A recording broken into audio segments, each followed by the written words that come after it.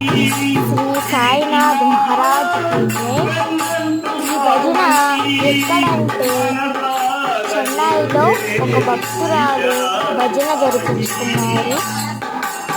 మేమంతా నెల్లూరు శ్రీ సాయి నిలయం తరపున వెళ్ళి చెన్నైలో భజన చేసి వచ్చాము. భజన చాలా బాగా జరిగింది.